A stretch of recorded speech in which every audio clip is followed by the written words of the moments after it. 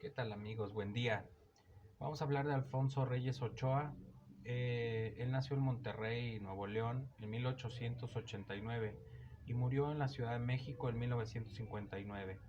Ensayista, crítico, poeta y narrador mexicano relacionado con la mejor tradición literaria occidental, desde la antigüedad grecolatina hasta las creaciones de Mallarmé y la estética simbolista. Ejerció un notable magisterio en la cultura de su tiempo, promovió la fundación de sólidas instituciones dedicadas a la difusión del conocimiento y marcó la obra de casi todos los escritores mexicanos posteriores a él, como Octavio Paz y Carlos Fuentes.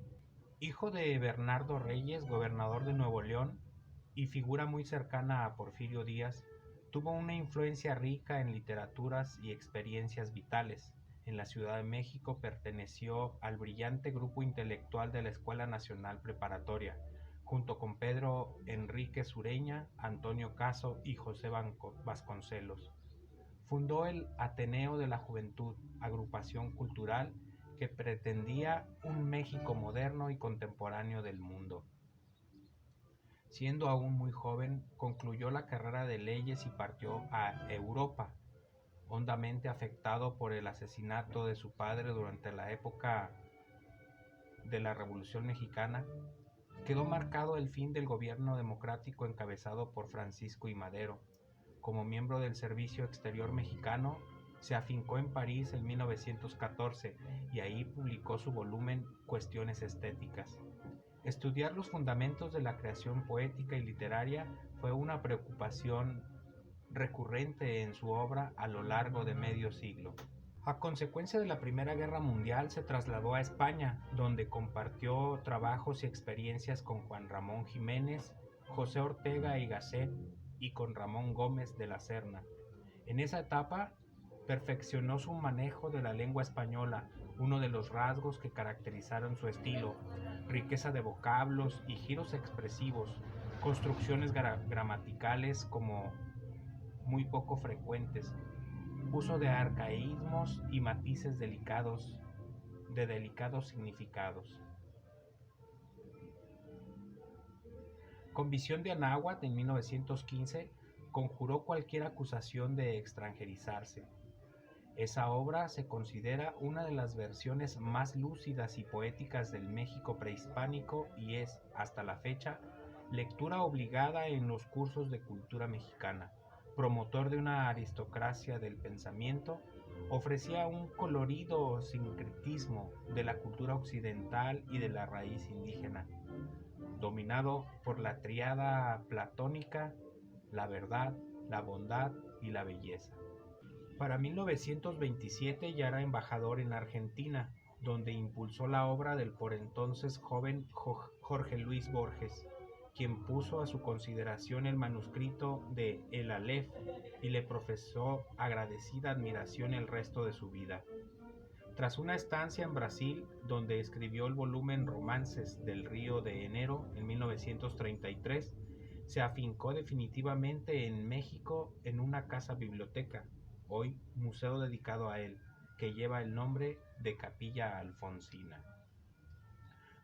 Durante los 20 años siguientes alcanzó el máximo impulso creativo y su figura de educador se consolidó plenamente. Autor de una obra poética celebrada por sus contemporáneos y y las generaciones posteriores, y de una obra de ficción escasa pero interesante, obtuvo no obstante sus mayores logros en el campo del ensayo, donde abordó los más variados temas: la teoría literaria, la historia de Grecia, la novela policíaca y las raíces históricas de México. Entre estos cabe destacar Cuestiones Gongorinas de 1927. En un conjunto apabullante de libros, su escritura mantiene un tono siempre atractivo, aleccionador y consistente, con momentos de brillo excepcional, como en el poema dramático Ifigenia Cruel de 1924, sabia asimilación de la tradición griega, o en el cuento La Cena, incluido en el Pleno Oblicuo de 1920. precursor del realismo mágico y muy cercano al relato largo Aura de Carlos Fuentes. Relevante es también la oración del 9 de febrero de 1963, texto dedicado a la muerte de su padre, que apareció póstumamente.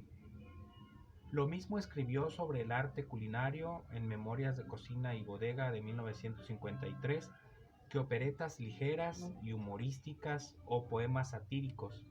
Entre sus obras de ficción son notables Árbol de Pólvora de 1953 y Los Tres Tesoros de 1955, argumento cinematográfico inspirado en un relato de Robert Louis Stevenson. Miembro de la Academia Mexicana de la Lengua y del Colegio Nacional, fue fundador del Instituto Francés de América Latina y del Colegio de México, uno de los centros académicos de alto nivel más prestigiosos del país.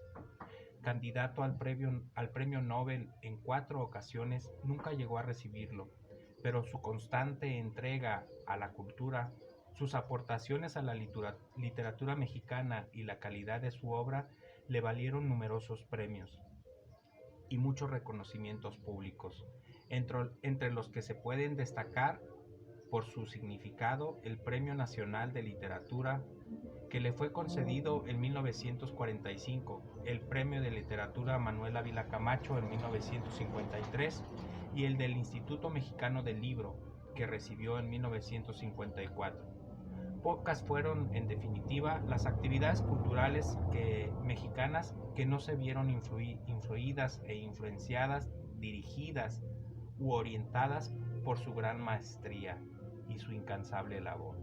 Este fue, pues, Alfonso Reyes.